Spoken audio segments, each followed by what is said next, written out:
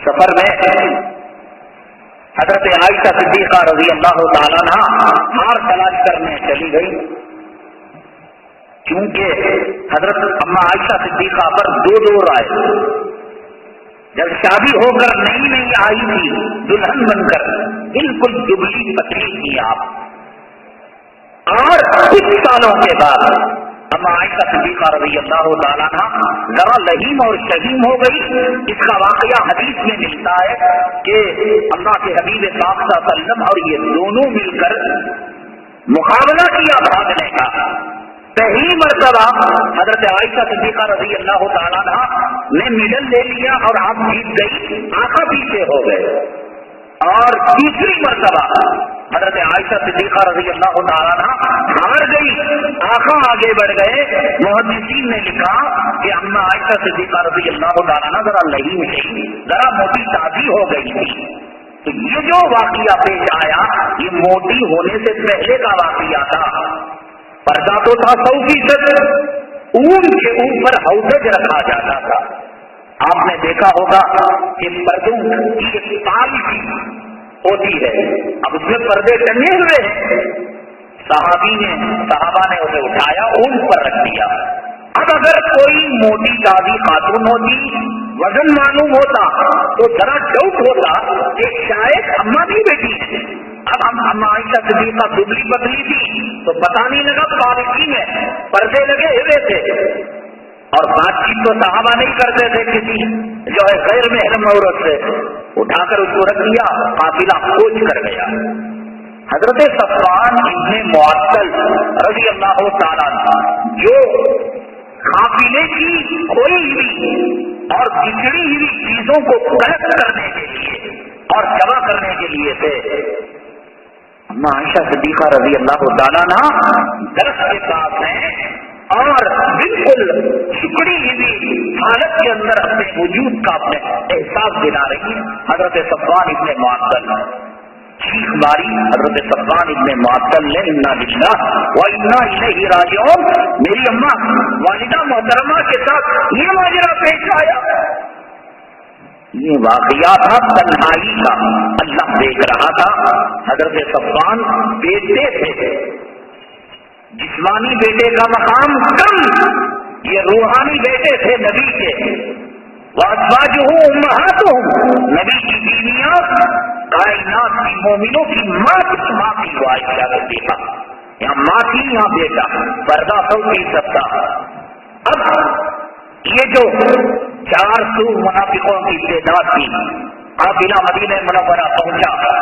اب انہوں نے آگ لگا دی، ایک دریا کو سلگا دیا. الیاذ باللہ ثم الیاذ باللہ. حضرت صفوان ابن معطل جو بیٹے کا مقام رکھتے ہیں، درجہ رکھتے ہیں، ماں کے ساتھ برا سلوک انہوں نے کر لیا. اب وہ زمین تھی، وہ آسمان تھی، وہ خدا کا منظر تھا، وہ خدا کی قدرت تھی. نبی کی حالت غیر ہو گئی. کیا بھی تھی آقا دو عالم صلی اللہ علیہ وسلم پر کہ اپنی وہ زوجہ مطہرہ کہ جس کے بارے میں آپ دل و جان سے چاہا کرتے تھے، جس کے غصے کو محبت کی نگاہ سے دیکھا کرتے تھے، اور پیالی میں جس جگہ سے منہ لگا کر پانی پیتے، آپ فرماتے حمیرہ، حمیرہ کے معنی سرخ رنگ والی، حمیرہ تم یہاں سے منہ لگایا تھا، کہا ہاں وہاں منہ لگا کر پیا کرتے تھے. اور دوسری عورتیں اگر باری اپنی دے دیتی تو آقا اس باری کو اما عائشہ کے لیے استعمال کرتے تھے. اب ایک طوفان مچا تھا، سمندر میں آگ لگی تھی، ہر چرند ہر پرند فرشتے تحیر کے اندر، امتحان کے اندر مبتلا تھے کہ یہ کیا ہو چکا ہے، کون سی آگ لگ گئی. حقیقت کا کسی کو پتا نہیں تھا، سچائی کا کسی کو پتا نہیں تھا. پھر اس کے بعد پے در پے ایسے واقعات آئے کہ نبی کا حرم سرا جو ہے زلزلہ، آپ کے ایوان میں زلزلہ آ گیا اور آپ کا وجود دہل کر رہ گیا. پھر اللہ کی بارہ میں رحمت ہوئی. یہ سب تفصیلات ہیں، انشاءاللہ بیان کریں گے.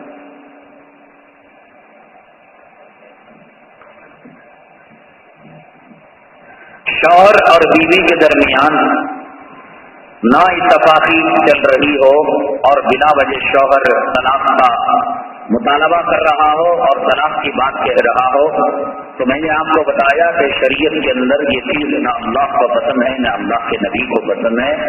میاں بیوی محبت سے رہیں، اور اگر کوئی ایسا عذر ہو کہ جس کی بنیاد پر طلاق دی جا سکتی ہے وہ طلاق دینے کا حقدار ہے، لیکن بلا وجہ اگر ظلم کرتے ہوئے اس نے طلاق کی بات کہی یا خلا پر مجبور کیا تو اللہ کے یہاں اس کی پکڑ ہوگی اور موت سے پہلے یہ خطرناک اللہ کے عذاب کا شکار ہوگا۔ ایک صاحب روزہ رکھتے ہیں اور عاجزی پیدا ہوتی ہے، یعنی گیس ٹربل، ڈکارے آنا، ریخاری ہونا، اس سے روزہ نہیں ٹوٹتا اور یہ بیماری اتنی زیادہ ہو جائے کہ آدمی جو ہے ایک دم مزمزی ہو جائے، کمزور ہو جائے، بچھانے کا ہو جائے اور بیماری ناقابل برداشت ہو جائے تو آدمی اس روزے کو توڑ سکتا ہے اور پھر رمضان المبارک کے بعد اس روزے کی وہ قضا کرے گا۔ بیوی مرنے کے بعد غسل دینے کے بعد شوہر اپنی بیوی کو دیکھ نہیں سکتے اور کھانا نہیں دے سکتے، کیا حقیقت ہے؟ کئی جگہ یہ رسم چلی آ رہی ہے، اس پر روشنی ڈالیے۔ اصل مسئلہ یہ ہے کہ بیوی جب مرتی ہے تو شوہر نکاح سے فوراً الگ ہو جاتا ہے اور شوہر مرتا ہے تو بیوی نکاح سے الگ نہیں ہوتی۔ اگر حالت حمل میں ہے تو جب تک حمل ہے وہ اپنے شوہر کے نکاح میں رہے گی، اور اگر حمل میں نہیں ہے 4 مہینے 10 دن عدت گزارے گی، گویا یہ شادی شدہ ہے، اسی کی بیوی ہے۔ جیسا زندگی میں کسی کی بیوی کے ساتھ نکاح کرنا حرام ہے، عدت گزارتی ہوئی عورت کے ساتھ، کیونکہ یہ عورت اسی کی بیوی ہے، اس سے نکاح کرنا جائز نہیں ہے۔ لیکن اگر عورت مرتی ہے، شوہر کو عزت نہیں ہے، شوہر ماتم نہیں کرے گا، شوق کرنا ہے 3 دن غم کر سکتا ہے، لیکن عزت نہیں ہے شوہر پر، تو اس لیے بیوی کے مرتے ہی شوہر کے نکاح سے بیوی الگ ہو جاتی ہے، طلاق سے الگ ہوتی ہے، خلا سے الگ ہوتی ہے، موت سے الگ ہوتی ہے۔ اب یہ بیوی ایسے گویا ایک پرائی عورت ہو گئی، تو لہذا دیکھ تو سکتا ہے، ضرورتاً کفن بھی دے سکتا ہے، ضرورتاً قبر میں بھی اتار سکتا ہے، لیکن عام زندگی میں شوہر بیوی کو جیسا جسم کو ہاتھ لگا رہا ہے، یعنی آج کل وہ سندل اگر بننے کی رسم ہے یا یہ کہ کلمہ انگلی سے پیشانی پر یا سینے پر، مرد وہ کام نہیں کر سکتا، یہ عورت تقریباً پرائی ہو گئی ہے۔ مرد مرے عورت اس کو غسل دے سکتی ہے، اس لیے کہ وہ عورت اسی مرد کے نکاح میں ہے، جیسے زندگی میں غسل دے گی موت کے بعد بھی وہ اس کے نکاح میں ہے، لیکن عورت مرے مرد غسل نہیں دے سکتا، اس کا نکاح ٹوٹ چکا ہے، یہ پرائی ہو چکی ہے۔ اسی طریقے سے کاندھا دے سکتا ہے، قبر میں اتار سکتا ہے، لیکن ضرورت سے زیادہ بیوی سمجھ کر ہاتھ لگانا وہ نہیں لگا سکتا۔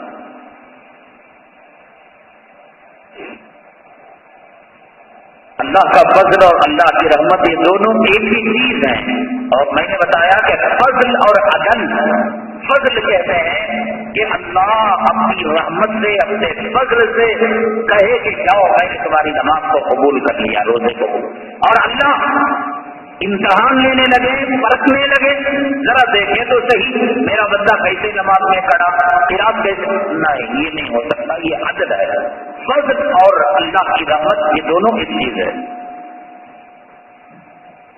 میرا ایک قریبی دوست ہے، مجھے اکثر ان کے گھر جانا آنا ہوتا ہے اور مجھے وہاں کھانا بھی کھانا پڑتا ہے، لیکن ان کے گھر جو کیا لکھا ہے گارمنٹس وغیرہ، ان کی لڑکیاں گارمنٹس وغیرہ میں ملازمت کرتی ہیں، کیا میں ان کے گھر کا کھانا کھا سکتا ہوں یا نہیں؟ دیکھیے شریعت کا مسئلہ یہ ہے کہ 2 چیزیں ہیں، ایک تقویٰ ہے، ایک فتویٰ ہے۔ فتویٰ کا خلاصہ یہ ہے، جیسے میں ہوں، میری ذمہ داری کیا ہے؟ امامت کرنا، جمعہ پڑھانا، مدرسہ ہے مدرسہ، یہ بظاہر ایک مولوی کام کرتا ہے۔ میرے گھر آپ کھانا کھا رہے ہیں، چائے پی رہے ہیں یا کوئی چیز استعمال کر رہے ہیں تو بظاہر آپ میرے ظاہری کام کو دیکھ کر کھا لے سکتے ہیں۔ ایک آدمی تاجر ہے، ایک جیل میں کام کرتا ہے، ایک چمٹی میں کام کرتا ہے، سافٹ ویئر کمپنی میں کام کر رہا ہے، کام حلال ہے۔ اب اس کا انالیسس نہیں کریں گے، اس کا پوسٹ مارٹم نہیں کریں گے۔ اس کی ڈیوٹی 5 بجے چھٹ جاتی ہے، انہیں 5 سے 8 تک کہاں جاتا ہے، وہ اپنا ضرورت نہیں۔ بظاہر میں امامت کرتا ہوں، مدرسہ چلاتا ہوں، آپ نے کھا لیا، حلال ہے، یہ فتویٰ ہے۔ لیکن میں امامت بھی کرتا ہوں، مدرسہ بھی چلاتا ہوں، سائڈ میں چٹ پٹ بھی چلاتا ہوں، سمجھ گئے؟ لیکن اس کا علم عام لوگوں کو نہیں ہے، چوری چھپے کرتا ہوں مولوی ہونے کے ناطے۔ اگر آپ کو معلوم ہے، 100% یقین ہے کہ اس حلال کی کمائی کے ساتھ مولانا صاحب حرام کی کمائی ملا رہے ہیں، تو پھر آپ نہیں کھا سکتے۔ اور جو آدمی معلوم نہیں، اسے تحقیق کرنے کی ضرورت نہیں۔ صبح کو فجر کو اٹھے تو تہجد کو اٹھے تو اشراق تک کیا کرتی، اشراق سے چاش تک کیا کرتی، وہ ٹائم ٹیبل دیکھنے کی ضرورت نہیں۔ بظاہر جو ڈیوٹی کر رہا ہے اس پر اعتبار کر کر جو ہے ہم اس گھر میں کھا لے سکتے ہیں اور پی لے سکتے ہیں۔ یہ شریعت کا اصول ہے اور شریعت کا قانون ہے۔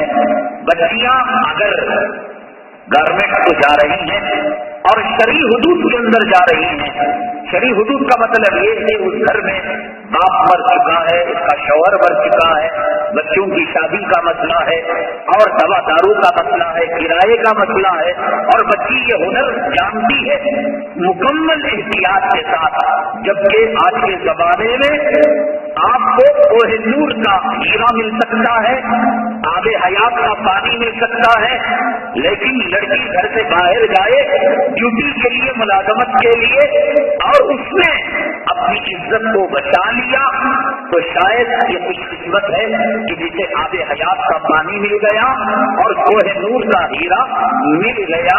ورنہ آج کے جو حالات ہیں بڑے سنگین حالات ہیں، بڑے نازک حالات ہیں۔ لیکن اگر کوئی لڑکی شرعی حدود میں رہ کر گورنمنٹ جا رہی ہے، ملازمت کر رہی ہے، اس گھر میں کھانا کھایا جا سکتا ہے۔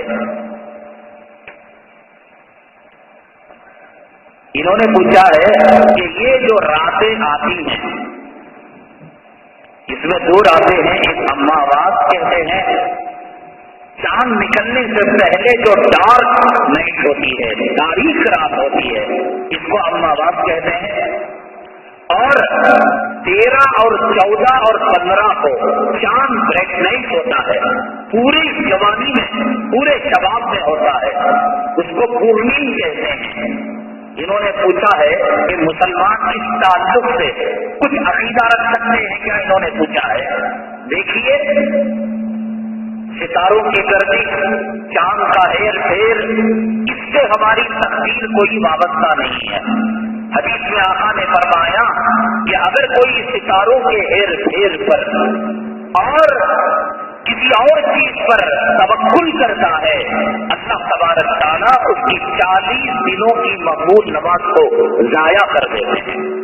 آج فلاں ستارہ ہے، آج فلاں جو ہے مہورت ہے، مسلمان یہ بات نہیں کہہ سکتا، جبکہ آج مسلمان یہ باتیں کہہ رہا ہے۔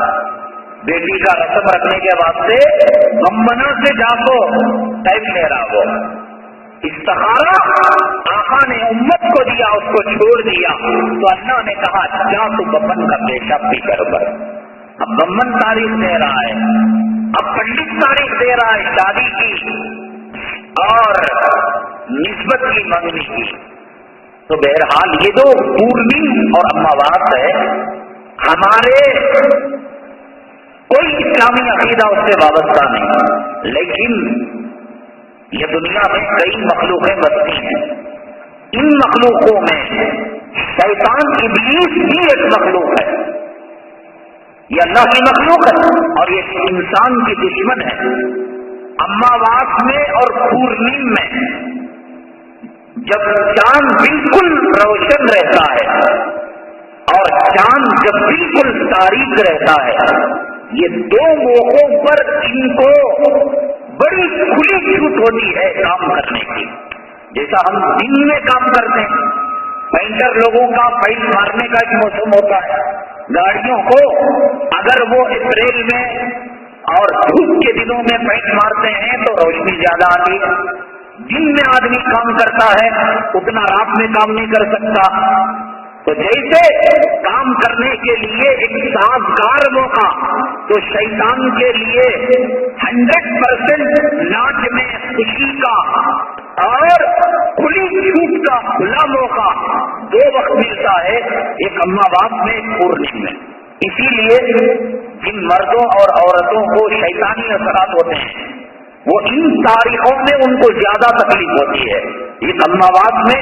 اور اس وقت عاملوں کے عمل، پلیتے، تعویذ یہ بھی مدھیم پڑ جاتے ہیں، یہ ڈھیلے پڑ جاتے ہیں شیطانی قوتوں کے سامنے. یہ بالکل ننگا ناچتے ہیں، ان کی عید ہوتی ہے، برات ہوتی ہے. تو شیطان کی مخلوق ہے، شیطان اللہ کی مخلوق ہے. ان دو راتوں میں اماواس میں اور پورنیم میں کھلا ہوا یہ تجربہ ہے، مشاہدہ ہے. ہم کو کیا کرنا چاہیے؟ ہم کو یہ کرنا چاہیے کہ خاص طور سے عورتیں خوشبو لگا کر ان راتوں میں سفر نہ کریں، پورنیم میں، اماواس میں. اس لیے نہیں کہ چاند ہمیں کچھ کرنے والا ہے، چاند کیا بھی نہیں کرتا. یہ چاندنی رات میں اور اماواس کی تاریکی میں شیطان ننگا ناچتا ہے، حملہ کرتا ہے. شکار کا ایک وقت رہتا ہے، مچھلیوں کو شکار، شیر اور ہرن کو شکار ایک وقت رہتا ہے، رات کے ٹائم کرنا، دن کے ٹائم کرنا. تو شیطان کے شکار کا 100% سازگار وقت ہے. ہو سکے گوشت وغیرہ سے اعتراض کرے.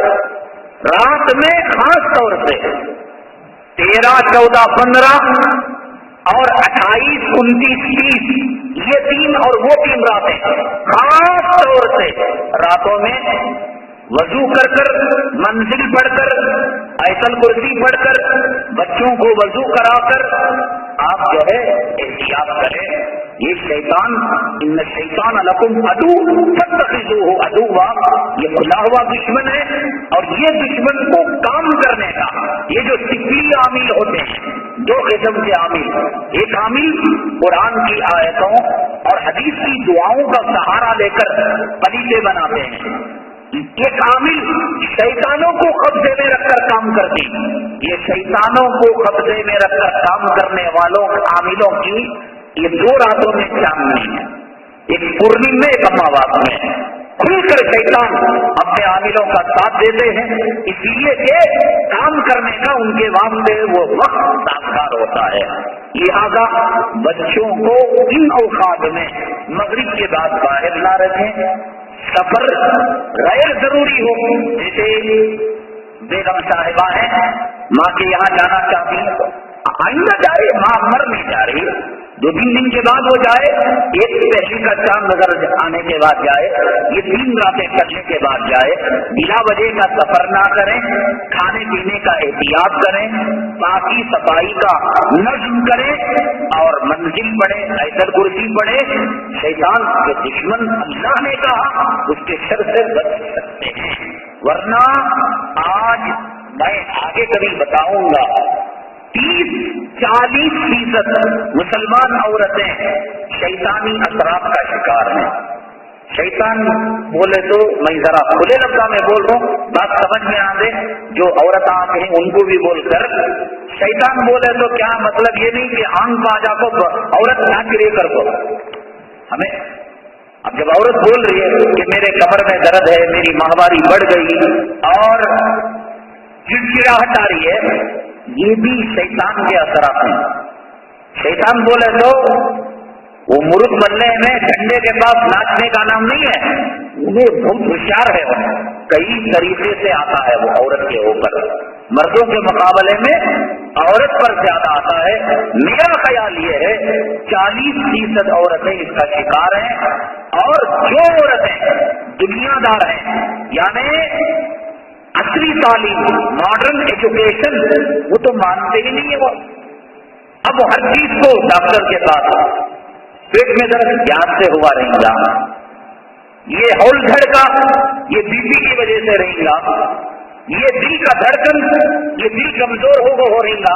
یہ کرتے کرتے کرتے کرتے کرتے شیطان کے پنجے میں مروڑے جا کو مر تو چلے جاتے، مانتے نہیں. وہ آقا نے کہا ہے کہ آیت الکرسی شیطان کا علاج ہے، شیطان اس سے جلتا ہے. ہمارے علماء نے منزل کتاب کو مرتب کیا تو انہوں نے مانا شیطان کے وجود کو. کلام پاک میں 30 پارے میں تلک الرسل میں سورہ بقرہ میں فرمایا یتخبطہ الشیطان من المس، مس کے معنی پیٹ. دیکھو قرآن تلک الرسل کے 100 پارے کے پاس کہ شیطان ٹچ کر مردوں عورتوں کو وہ گمراہ کرتا ہے. لیکن کسی کا شیطان آنکھ پر آ جاتا ہے، یعنی وہ بات کرنے لگتا ہے، وہ چپ کے بولتا ہے میں ولی ہوں، میں پیرا میں پیر کے خاندان کا ہوں، بنڈل مارتا ہے. انسان جھوٹ بولے تو شیطان جھوٹ نہیں بولتا، وہ جھوٹ بولنے کے لیے پیدا کیا گیا ہے. تو کسی کے شیطانی اثرات پورنیم میں، اماواس میں پتہ لگ جاتے ہیں. اور کسی بہت قیمتی بات ہے، اللہ کے لیے مذاق میں نہ اڑانا. لاکھوں روپیہ تمہارا بچے گا دوائیوں سے، شیطان کے پیٹ سے جو بیماریاں آتی، میرے اللہ کی قسم دنیا نے کوئی ایسی ٹانک نہیں بنائی، کوئی ایسا ٹیبلٹ نہیں بنایا، کوئی ایسا انجیکشن نہیں بنایا جو شیطان کے پیٹ سے بیماری آئے وہ انجیکشن سے وہ دور یہ ہو ہی نہیں سکتا.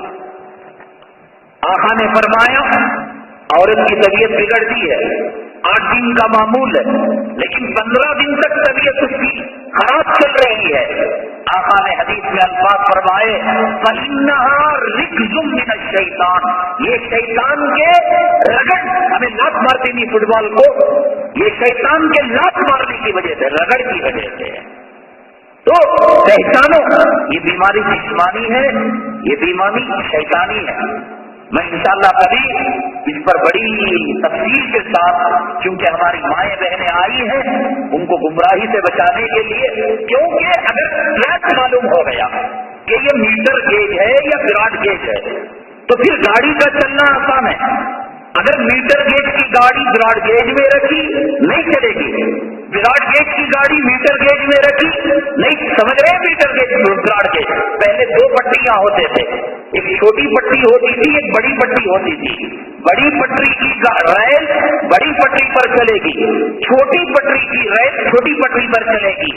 روحانی مرض ہو تو روحانی ہی علاج کرنا پڑے گا، قرآن و حدیث سے علاج ہوگا، آیت الکرسی سے علاج ہوگا، سورہ یاسین سے علاج ہوگا. جسمانی مرض ہو وہی راستہ اپنانا پڑے گا.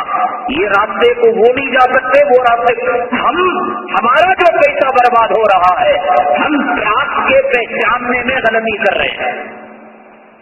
کچھ بھی ہوئی بارہ اسکن ڈاکٹر کے پاس، اب دوا کو دوا، حالانکہ اس کی جو کھجلی ہے وہ اسکن پرابلم الرجی سے نہیں، فوڈ پوائزن سے نہیں، یہ شیطان کھجلی کرا رہا ہے. یہ معلوم کرو، اسے ہٹا لو، آٹومیٹک کھجلی دور ہو جائے گی. آنکھوں میں جلن، آنکھوں میں پانی آنا، آئیے اسپیشلسٹ کے پاس بھاگے، انہیں آنکھوں کو چشمہ دیا، پھر بیماری نہیں گئی.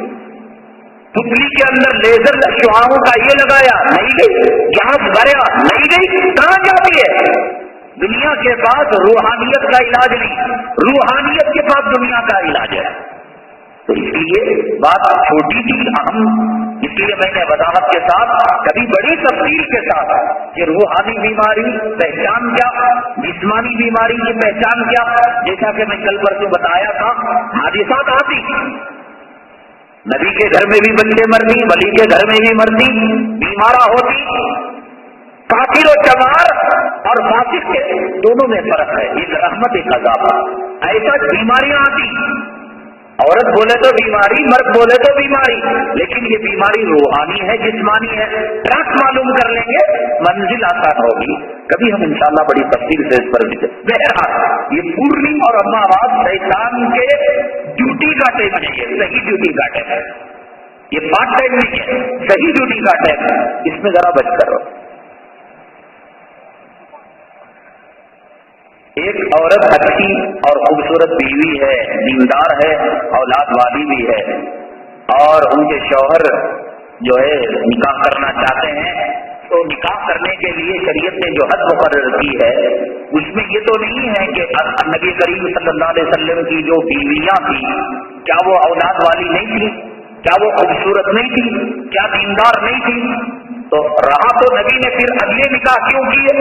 یہ کوئی بات نہیں ہے بھائی.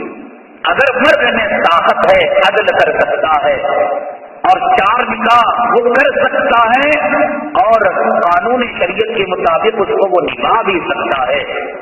بڑی سخت شرائط ہے، ایسا نہیں مذاق ہے کہ آدمی نکاح ثانی کو کر لیا، وہ بھی بات نہیں ہے. حدیث میں آتا ہے جس نے 2 نکاح کیے اور ان میں سے کسی کے حق کو مارا، قیامت کے دن وہ ایسے آئے گا کہ جسم میں ہڈیاں تو ہوں گی لیکن گوشت نہیں ہوگا.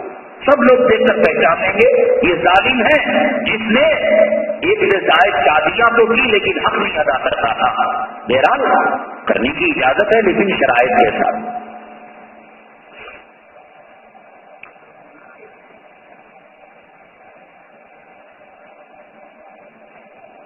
محمد عثمان صاحب ان کی طبیعت ناساز ہے، اللہ تعالیٰ انہیں صحت و شفا نصیب فرمائے. حضرت مولانا ذوالفقار صاحب دامت برکاتہم نے کتاب لکھی ہے، دعائیں قبول کیوں نہیں ہوتی ہیں، ان کی وجوہات کیا ہیں، کتاب کا حاصل کرتے ہوئے جائیں. الحمدللہ رب العالمین والصلاۃ والسلام علی سید المرسلین وعلی آلہ وصحبہ اجمعین. ربنا ظلمنا انفسنا وان لم تغفر لنا وترحمنا لنکونن من الخاسرین. اللهم انک عفو کریم تحب العفو فاعف عنا. سبحان ربک رب العزة عما یصفون وسلام علی المرسلین والحمد للہ.